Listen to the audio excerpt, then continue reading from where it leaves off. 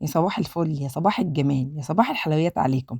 النهارده بقى هنعمل احلى صينيه بقلاوه، ولا هتاخد مننا وقت ولا مجهود، وهتطلع بالشكل العظمه ده. والطعم يا جماعه مش قادره اوصف لكم على جماله. بجد الطعم فوق الروعه. زي ما انتم شايفين بقى كده، انا بزينها بعد ما طلعت بقى باللون الذهبي الخطير ده. بجد لونها تحفه، طعمها، ريحتها. عايزه اقول لكم لو الصينيه قدامي دلوقتي هاكلها كلها. بصوا الجمال والحلاوه يا سيدي على الجمال. والعسل بقى نازل يسقسق منها كده، حاجه مفيش احلى ولا اروع من كده. قولي لي بقى كده واكتبي لي في الكومنتات، دي بقى الصينيه دي تجيبيها من بره بكام؟ طبعا بسمنه حلوه، متكلفه كده ومخدومه حلو.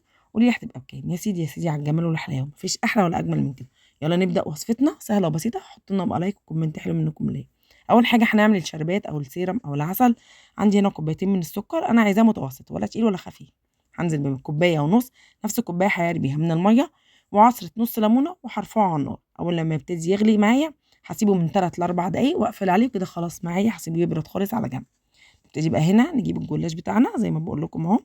انا هسيبه كده، وطبعا بيطلع كده مننا ايه؟ فوم ابيض، ده لازم نشيله عشان ما يسكرش معانا العسل. يعني هو بيغلي كده نروح اخدينه وشايلينه الفوم اللي طالع ده كله، علشان ما يسكرش معايا العسل بتاعي. هنا بقى هجيب لفه جلاش، هقسمها كده على نصين. زي ما انتم شايفين هقسمها، يعني هي بالطول هقسمها كده على نصين عشان ابتدي اشتغل فيها. زي ما انتم شايفين من طولها بالظبط كده هقسمها كده. بقى انا هبتدي ان انا ايه اشتغل فيه. هغطي بقى الجلاش بتاعي عشان انتوا عارفين هو بينشف بسرعه، وابتدي بقى كده ان انا اشتغل فيه على طول. طبعا هي في اداه بدل اللي انا عاملاها في ايدي دي انا دي اختراعي عاملاها من ورق. هي بتتباع عند ادوات المنزليه، انا مش عارفه اسمها، بس هي اداه كده للف الجلاش.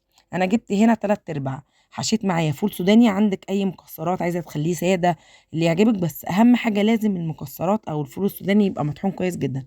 لو ما اتطحنش معانا كويس وما بقاش ناعم هيقطع لنا الجلاش بتاعنا او البقلاوه بتاعتنا. زي ما انتم شايفين انا حطيتها وكرمشتها كده، وقسمتها على 3 لما طلعت. هنعمل واحده تانية ونشوف برضو احنا عملنا ايه. باجي لحد التلت الاخير مش بحط فيه حشو، وهبتدي ان انا الفها زي ما انتم شايفين واحده واحده.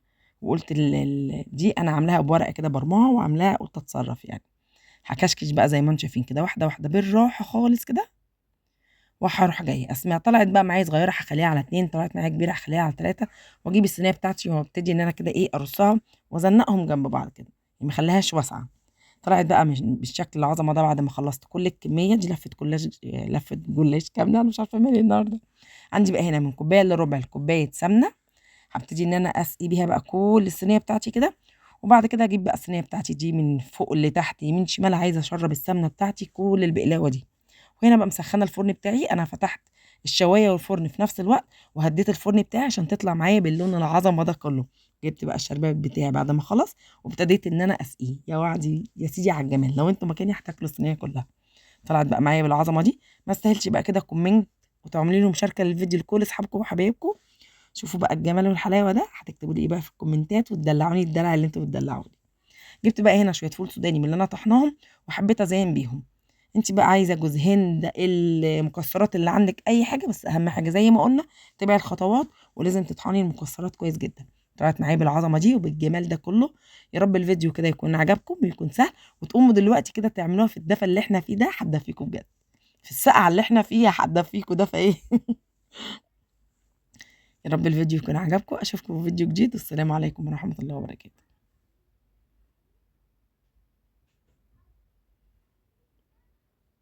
شايفين السقسقة والجمال؟ يعني انا مش قادرة اقفل الفيديو من كتر جمال السقسقة. يا سيدي على الجمال والحلاوة.